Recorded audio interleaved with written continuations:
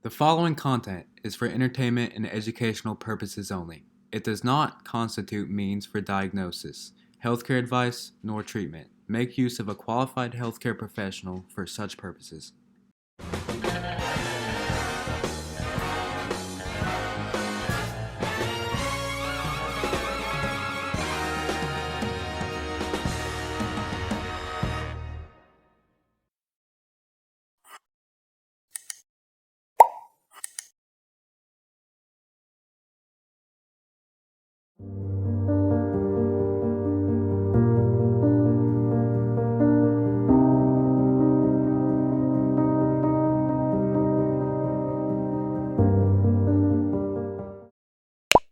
Let's talk about some of the more common presenting issues that you may find whenever addressing an individual who identifies as LGBT. And I would like you guys to share, for example, what kinds of experiences have you seen in your internship? Anything that you might have observed. This is typically what I tend to come across in practice. What would you say? So one of the more typical concerns is acceptance, particularly from authority figures. So you're thinking teachers, you're thinking coaches, you're thinking parents, religious authorities, religious figures, ministers, priests, preachers. And actually, one of the things that I think is really common too is not only acceptance with those around them, but acceptance within themselves. It's immensely difficult for individuals to come to terms. I would argue it has become a little bit less stigmatized. I wouldn't necessarily say it's easier now with younger generations. I would say it perhaps is a little bit less stigmatized, but I wouldn't necessarily say that it's easier. Therefore, you're still going to have many of your clients are going to present, for example, with issues with acceptance. Some of the things that you may see is, for example, a clash within their religious views or the ones that they were brought up with, and then expressing their identity. That's a common theme that you may find. And for your younger individuals, you're also thinking homelessness. Homelessness can also be a typical topic, fearing that they're going to be disowned, fearing that they're going to lose the financial support or even emotional support from their families. So that is particularly common. So you are correct. Depression is pretty common. Homelessness, or the potentiality of being homeless.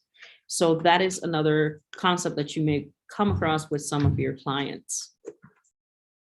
I had a new client, which I just took as an initial, so I haven't even started. Just like no sexual attraction or romantic interest type thing. So I guess that's possible, right? So he could be attracted to men, but not interested in having sex with men, because there is such a thing as aromantic, where they are not interested in romance either. Are they the same thing though, asexual and aromantic? No, they're opposite. different ends of the same. Opposites. Okay. So asexual, you're not interested in sex. Aromantic, you're interested in sex, but not a relationship. Means you're not interested in sex. There's a lot of people who are platonic partners who are asexual. Okay. Right. And there's a lot of people who, are part of the hookup culture who are just aromantic, they like it doing their thing, but they don't want anybody there in the morning. Okay. I see, the younger people at school, we see marginalization and bullying from friends. Mhm. So we also need to think about marginalization in other aspects, because we think about bullying usually with children, but then we also need to start thinking about where do these individuals experience bullying. So for example, at the club they belong to, the coin club they belong to, the church they attend, the work where they work, and experiencing bullying from those individuals. So we need to, something that is really typical is we think about bullying just in terms of schooling and school environment and school setting, but we also need to think about harassment later on in adulthood. And I think because it is such a real and live issue with children that sometimes we forget that, well, these children grow up, these bullies will be adults. Okay. And the children that were bullied will be adults too. And it's just a behavior that's going to carry over in adulthood. So we also need to keep that in mind, that harassment and then bullying can also later carry on into adulthood. What would that look like, right? So in keeping on that example with bullying, okay, what would that look like in adulthood? For sure. Something that it's interesting, particularly even within, and sometimes we forget about that because we always think about working with the underrepresented, working with the underprivileged, but sometimes within the underprivileged group, right? Then you can also start having more complex issues. So think about, for example, when Caitlyn Jenner completed the transition, and many individuals were super excited about that transition. There was also another side of that, and in which case we were talking about class, right? So the fact that Caitlyn could afford those types of treatments, that Caitlyn could afford, say, for example, any sort of mental health treatment, any medical treatments to address dysphoria. So that was a big issue then within the transgender community, because then we had a big, as was being quoted, icon, right, in a transgender community. But is it truly the situation for most transgender individuals, which is not the case? Most people can afford or cannot provide that type of care for themselves, right? Post-care, just simply hormones, just clothing, for example, may not be accessible for that individual. And then it was a big deal within the transgender community to just, we don't want to engage in that mistake either, that this is what the epitome, say, for example, being transgender looks like.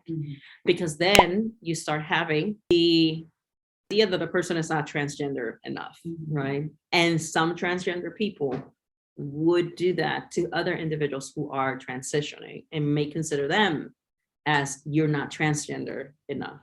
Yes, ma'am. I think that like the lack of being able to reach the goal that they're wanting to achieve in their mind also can stem to the drug use as well, because a lot of people buy testosterone and stuff like that off the streets and use that, which can result in other issues that do not help them. Interestingly, that can happen across the LGBT. So for example, you have a person who is transgender, but then, for example, gay individuals won't accept. So the G in the LGBT won't necessarily accept the T, or vice versa, right? So for example, say you have a gay man who performs, right? So for example, does some performing as a drag queen, or a lesbian who's a drag king. That doesn't necessarily make them transgender, because that's a form of performance. So then now you're gonna have conflict between the G and the T, or the L and the T within the same community. Yes, ma'am. I want to add onto that kind of, but also onto the bullying thing, is that a lot of the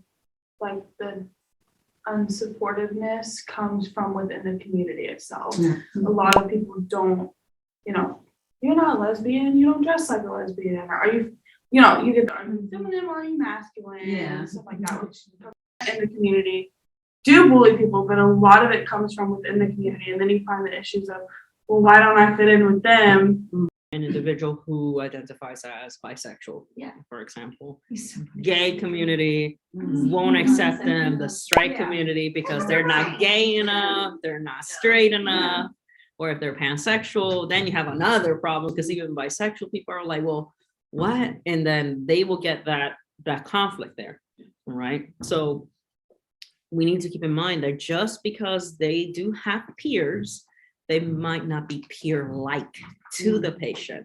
So we would assume, oh, there's this, you go to so-and-so university, we know there's a LGBT coalition there. Maybe you should look into them and have a sense of community. Well, maybe they're not gonna be as receptive either. So that could happen too. Hopefully not, but that could happen to the client. And sometimes it's our ethical responsibility to not provide a place for victimization again for the client, and allow them to label or not label, however it is that they choose to label themselves.